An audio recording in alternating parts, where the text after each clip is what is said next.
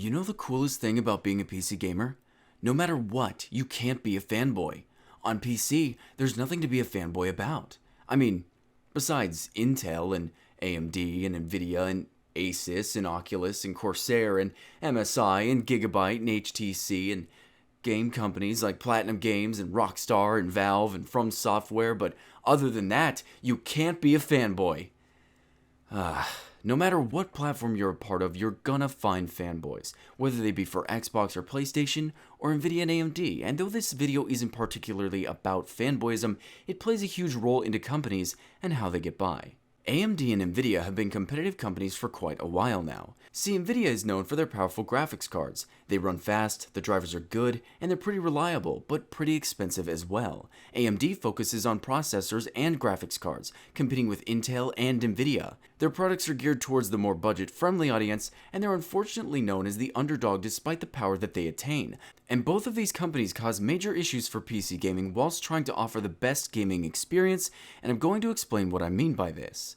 See, Nvidia as a company is pretty much on top with their graphics capabilities. They have more powerful cards, they offer a wider selection of those cards for almost anyone in the market, but their major downfall is that they're greedy. Companies want to make money, but I've never seen a company go to such lengths to do so. Now, I'm not saying Nvidia is as bad as Apple or anything, but I will give a few examples that will hopefully show you what I mean.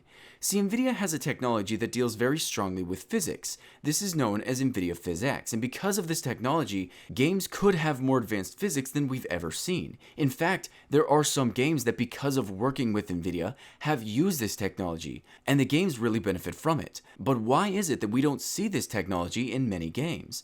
Well, it's simple. Because of Nvidia's greed, they do not allow AMD to utilize it, so games with the PhysX feature cannot run on AMD hardware as well. At least, not with PhysX on, and this is really scummy. So what do? Well, Nvidia could start trying to push developers to implement this technology into their games, but that would be detrimental to AMD cards, and I don't think developers would go for that.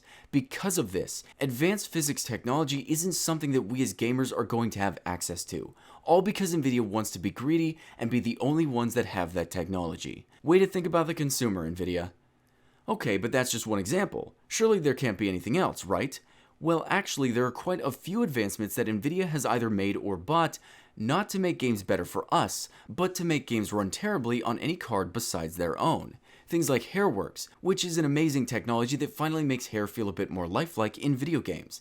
It tanked AMD cards because, again, Nvidia would not share that technology with AMD. Same with tessellation. AMD cards could not handle tessellation when it became more mainstream in gaming, and because of this, Nvidia's cards played games with this feature a lot better than AMD's cards did for quite some time. Now, of course, they did get tessellation figured out and can now use it. They have their own version of Hairworks out and it works just as well as Nvidia's, but the difference is, when AMD designs a new technology, they openly share it with anyone who wants to use it. Had AMD discovered PhysX processing, it would have been something that AMD and Nvidia and anyone else could use, and we would have more of it in the games we play. But because Nvidia got a hold of it, and it's something they're holding to themselves, this again is something that we aren't going to be able to utilize for a long time. We may never be able to. Well, Barry, you make it seem like everyone picks on AMD, but you only mention Nvidia doing it. If Nvidia is the only one who's doing it, then why do you care? Even if AMD doesn't do well with graphics cards, they still have their processors. Yes, they do. You know who else makes processors? Intel. Intel is the top dog when it comes to processors. The reason being is that although Intel's processors are significantly more expensive, their hyper-threading technology is one of the things that makes them superior. Well, what is hyper-threading? Imagine you buy a processor with 4 cores. All of these cores run at 3.5 GHz. Well, that's a pretty decent chip. But with hyperthreading, you have those 4 cores and you also have 4 threads running at 3.5 GHz. Same chip, same power, but double the cores. And though this is a nice feature, their chips are easily more powerful and can be more affordable. Well, why doesn't AMD just implement a similar technology?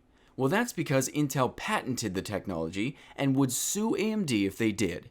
AMD has spent more time trying to develop this technology without breaking any rules than they have trying to get around Nvidia's roadblocks. And the saddest thing is that companies like Intel and Nvidia, they have to have competition. They want to be the monopoly here, but more choice is better for everyone. And if they allowed other companies to use these technologies, they would all have to struggle to compete, each trying to become more powerful than the next on a level playing field, and the power that we would have access to because of this would be amazing. But because these companies are money-hungry greed machines, this can't happen and it hurts all of us.